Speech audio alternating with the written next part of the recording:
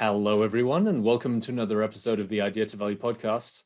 I've got a very, very special guest for anyone who's interested in marketing and the way that new creative ideas spread today. I'm delighted to have with us today Perry Marshall. He is one of the original experts on how to do marketing online, and is also the author of the new book, Detox, Declutter, Dominate, where we're going to be talking about some of those principles today. Perry, it's wonderful having you here today. Thanks for having me. And we had a great conversation about Chicago's improv scene just before we went on. So Yeah, kindred spirits, I think. absolutely. Chicago's my kind of town. Welcome to the Idea to Value podcast, where in every episode we highlight the latest insights into creativity and innovation from experts around the world. I'm your host, Nick Skillicorn. I care about the evidence behind what makes ideas happen, and I've already helped thousands of people just like you through my unique insights into recent scientific findings of how creativity works. I also show you how to turbocharge innovation programs so they finally deliver on the value and ideas you've been struggling to execute. Get your free training on how creativity can be improved by registering now at www.ideatovalue.com. Now let's get on with today's episode. For people who don't know about you, Perry, could you just give us a brief background as to how you got started and how you got to where you are now? Well, probably the most people know me as the guy that cracked the code on Google Ads and wrote the book on Google advertising. And the story behind that is I had worked at a software hardware company for 4 years, and we had grown a teeny tiny little product line up to an appreciable size, and a company came and bought us out. And the company got sold a month and a day after 9/11. And if anybody can remember, 9/11, it was kind of like the first few weeks of COVID. It was like the whole world was just like in this state of suspended animation. And the new company was offering me a job. And my wife said, Perry, this is your chance to hang out your shingle, make the leap. And I'm like, ah. Now, like, I'm working in the industrial marketplace, and like the phones aren't ringing, the fax machines aren't, like, everything is just like deathly quiet. And my wife is telling me, no, like, take your little bit of stock options and go. And well, long story short, I realized she was right, and so I made the leap.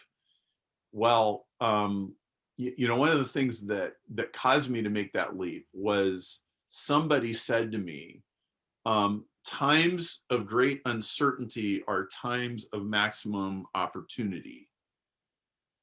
Okay, and I hope people can sort of connect the dots to where we're at right now. And I also realized that she was right. So like several, I asked around, and like whenever you got a decision like that, like you need to go seek out the smartest people you can find. And I did. And in fact, one guy said to me, he goes, listen, he goes, I've sold 3 companies now. And every single time I tried to stick around and help them understand, like, well, here's how it works. He goes, it never worked. He goes, that company that got sold, like it doesn't exist anymore. Like it's like it's like if you got divorced, like you're not worrying about who she's dating or like anything like that. Like you have a new life. He goes, that's and I mentally was like, oh, and I just left the old behind. Well, what I discovered during the next, I'd say it probably took about 2 years for it to become really obvious what had happened. What had happened was the world shifted from an employment world to a freelance world. I would say that's kind of when it happened. And in fact, I had several other companies that were in my space that offered me jobs. And I said, how about instead of a job, we just like do a freelance like contract thingy? And they were like, okay. And it turned out that was the perfect thing to do, because it wasn't like oh, the Twin Towers went down, the whole world's going to stop. Like, well, maybe for a few weeks, but like life goes on. And now all of a sudden I was a performance-based expendable person who was very good at what I did. And so, 6 months later, I think is very interesting, is Google's advertising system was introduced. And like, this did not make a big splash. Google was just this little weird company with a weird search engine over here. But within a few days, I was like, this is like the coolest thing I've just about ever seen. This is amazing. The whole English language is for sale. And like, small little companies like me, for example, can get in front of people at will whenever they search for something. I'm bidding on keywords like marketing and stuff like that. And it was incredible. And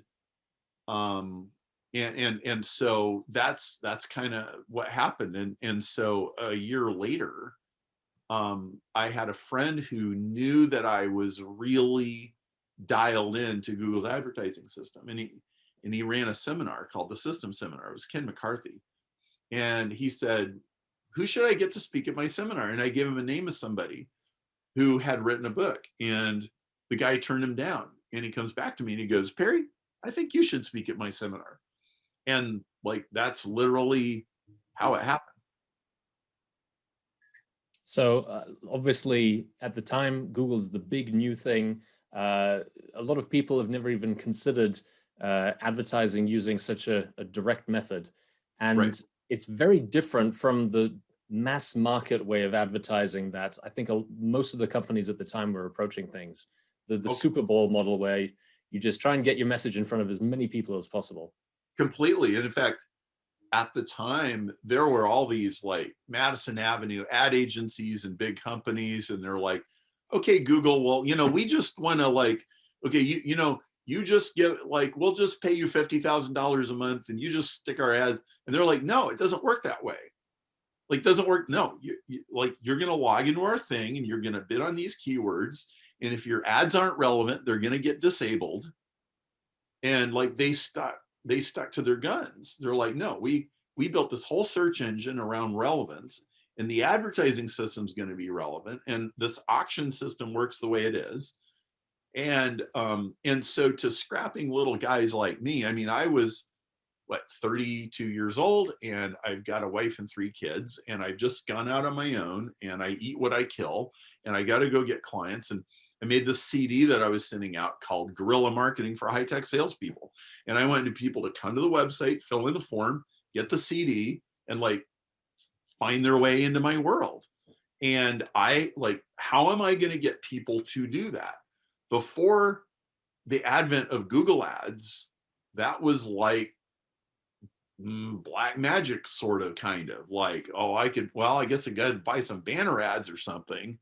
But I mean, oh, that was so like firing a shotgun in the air, hoping you might hit a bird. I mean, it was just crazy, right? And then they come up with this hyper target. Like, if I want to bid on Indianapolis commercial plumber, I can bid on that keyword, and if 10 people a month search for that, then I'm going to show up. And or if 10,000 people, right, whatever the number is. And so I think it was the biggest thing to happen in advertising in 50 years.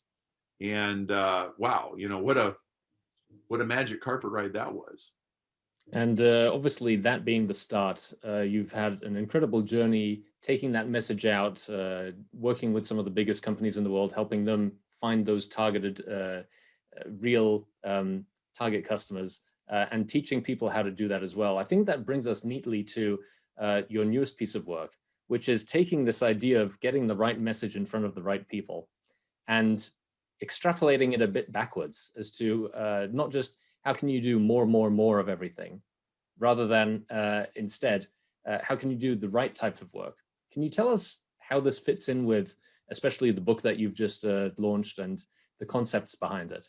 Yeah. So when I, back in that time period that I was talking, the early 2000s, if you were good at using a computer, and if you could figure out how to build a website, and if you could type emails faster than the next guy, like, you had a serious edge over everybody in the world. And it was like, here's a way to just go get more stuff done and communicate with more people and work faster. Okay. And it was like this amazing efficiency tool. Okay. And like, that's kind of all it took. I mean, maybe I'm exaggerating a little, but like, I don't think it was actually that hard. In fact, it wasn't that hard. Like, if you could pick up a copywriting book that might be 40 years old, and like connect the dots between the old direct mail, direct marketing world, and okay, this is like the internet is the same. It's just 10,000 times faster. Like, if you can understand that, like, you were good to go. Well, fast forward, now the internet is so easy to use that, even your 75-year-old grandma might be on Facebook all day long. And now doing more stuff is not an advantage. Creating more content is not an advantage. Like, there's this myth out there that, okay, you know what? You need to get yourself a YouTube channel and a podcast and an Instagram, and then you just need to like, you can take one video and turn it into 30 things to publish on everything every day. It's right. The hustle culture. Yes, exactly. I'm going to drive my car, and I'm going to do cell phone selfie videos while I'm driving, and somehow, like, this is all going to catch up to me, and I'm going to be Joe Rogan. No, like, that is not going to work for except maybe 0.2% of people. It's doomed, right? It's never going to work. And so having been literally involved with thousands of people over the last 20 years of the evolution of the internet, I came to realize a few years ago very acutely that adding more stuff, doing more stuff, producing more stuff isn't any kind of a key to anything any more than like, okay, think any time in the last 50 years, is stamping out more widgets in a manufacturing facility, like, is that a secret to anything? There's a million factories. You could hire them to stamp out anything you want. It doesn't necessarily make you anything. In fact, it might just get you a warehouse full of inventory that you cannot sell. And we are in the information version of that now. Okay, so I had this big realization that it's actually about subtracting. And I came to that realization it was actually 5 years ago when I had to subtract. My brother, who's the president of my company, suddenly appeared in this room. I was in the next room talking on the phone. He lives in Nebraska. I'm in Chicago. And he like appears unannounced. I'm talking on the phone. I look through the window like, what's he doing here? I don't know if this is good. I get off the phone. Hi, Brian. What are you doing here? Perry, we need to talk. The numbers are not right, and we need to cut some things back. Well, he and I argued about this, and initially I won the argument. I'm like, no, Brian, you don't understand. We're going to do this, and we're going to do this. But about 3 months later, it caught up to us, and he was right. And now I had like a real problem. I had too much staff. I had too many projects, and not enough that were working out the way they were supposed to. And I had to start chopping. And we spent 3 or 4 months cutting, slicing, trimming, and not only in the business, but also in my life.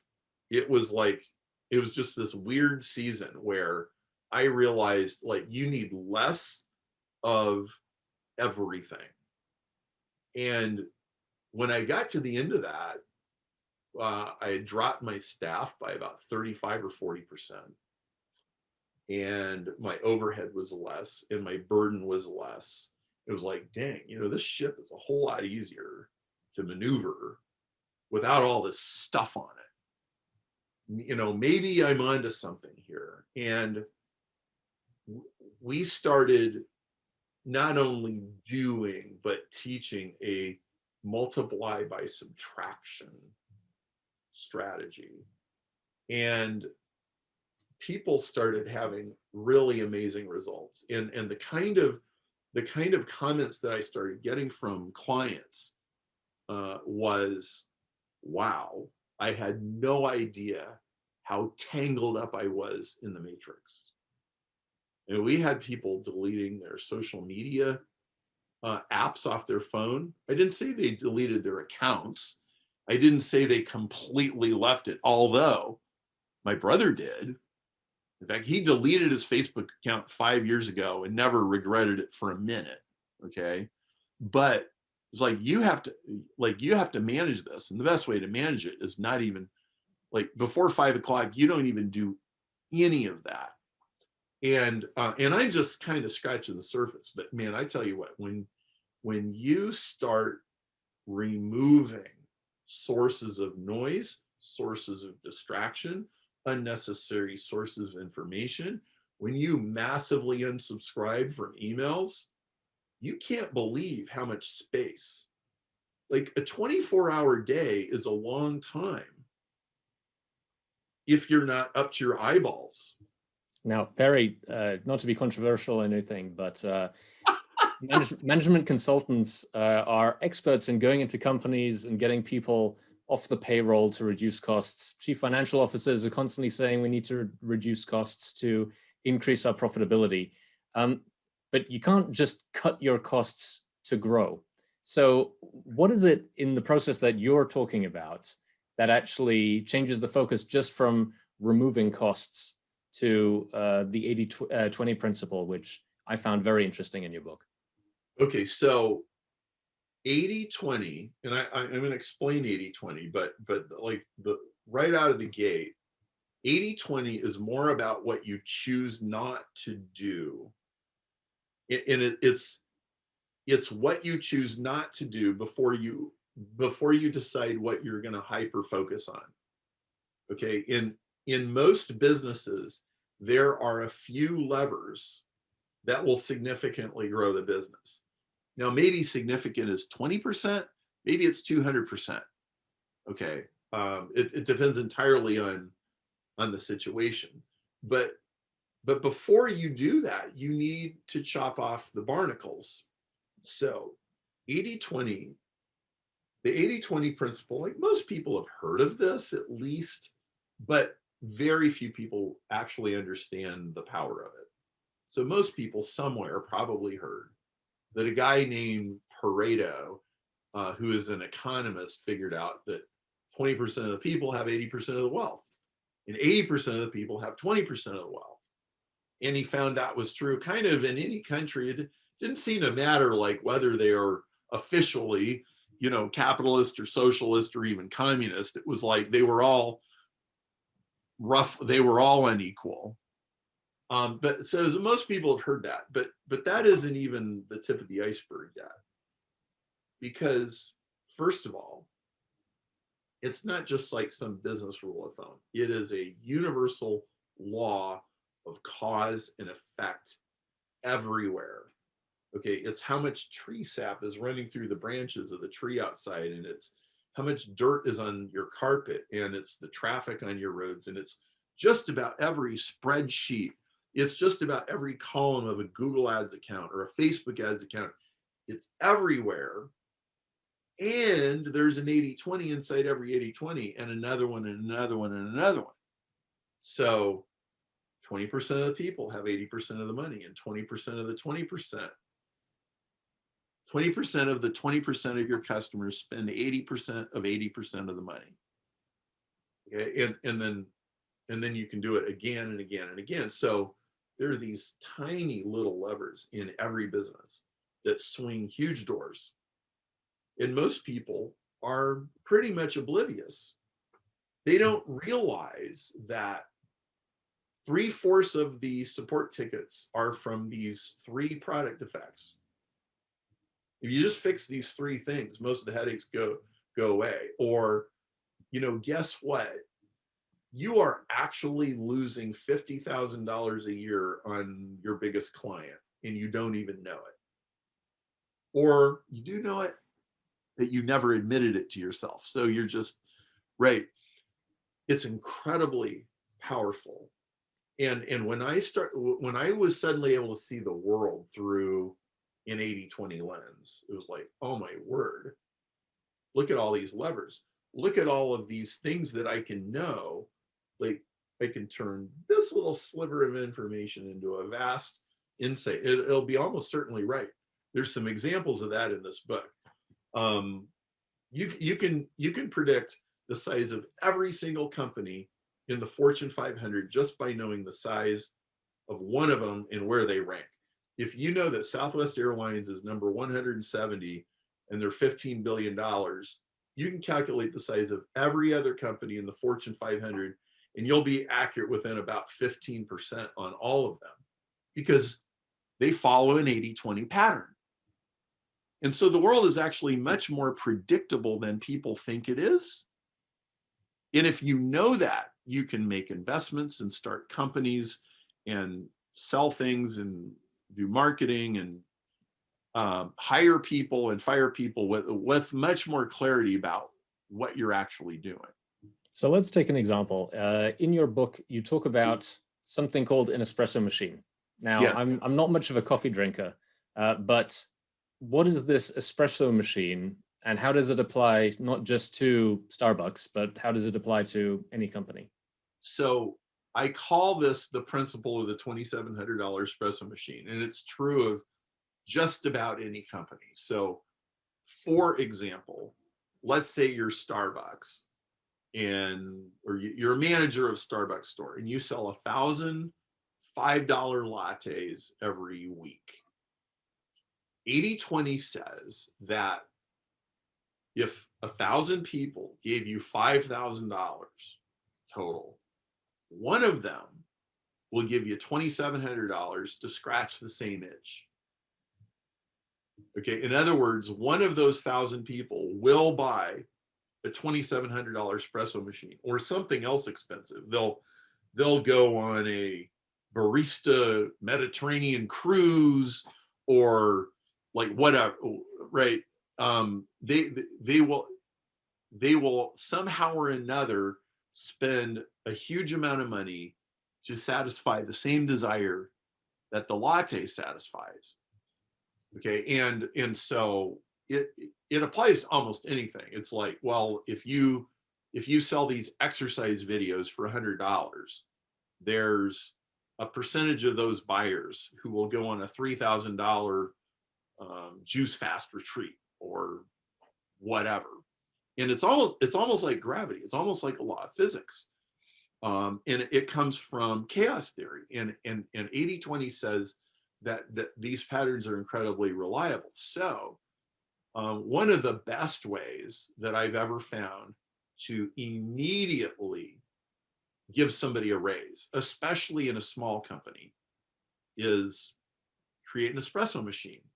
There's something that your customers want that they're not getting because they're buying like the regular version, but you come up with a 10 times more expensive version and somebody will buy it. And here's the thing, you don't need new customers. The existing ones will write those checks.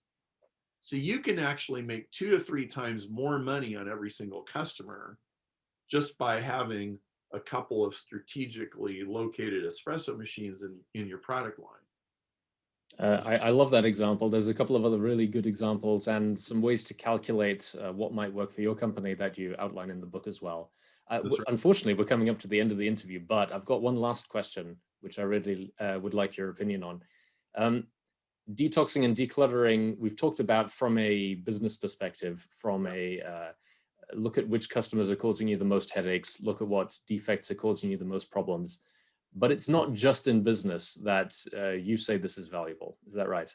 No, 80-20 applies to everything. 80% of your personal relationships only provide 20% of your satisfaction. These are your 246 Facebook friends that, how often, like, are you really going to go to their birthday party? Or are they really going to come to the graduation?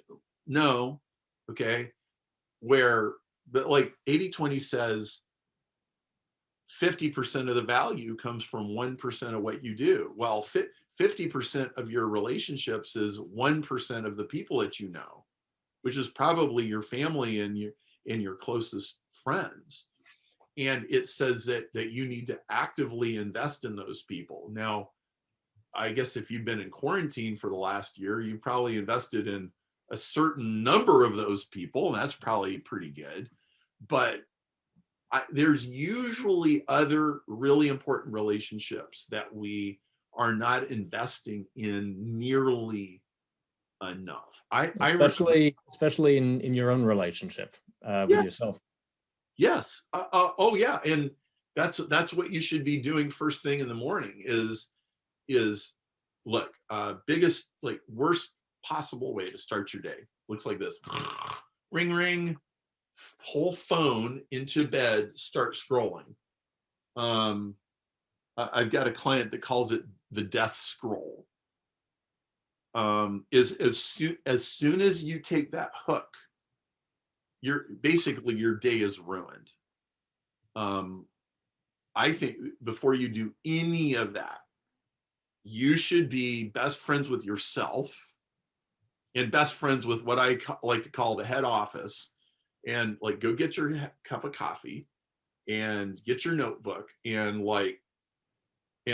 maybe it's not a notebook. Maybe you go walking in your garden, or maybe you walk your dog, or maybe you meditate, or maybe you pray, but something like that, which probably, if you're doing it right, it will seem selfish, honestly.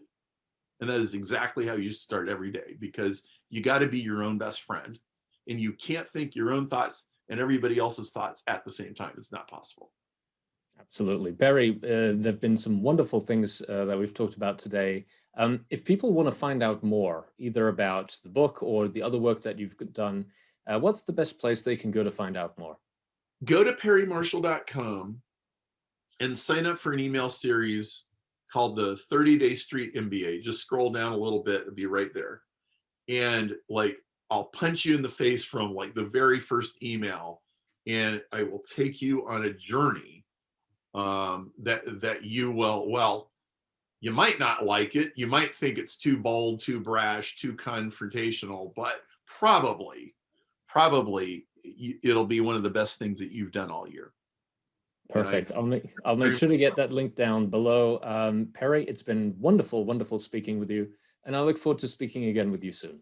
Thank you, Nicholas. Appreciate it. Thank you so much for listening. If you liked it, please like, share, and subscribe, and leave me a comment about what you thought and what you'd like to see more about. If you want to take your creativity and innovation capabilities to the next level, then invest in yourself with the premium training only available at ideatovalue.com.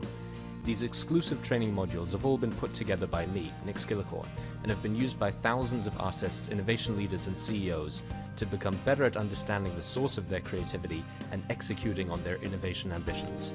And there is no risk to you, as they are backed by our money-back guarantee. Now, don't forget to go out there and make your ideas a reality. See you again soon.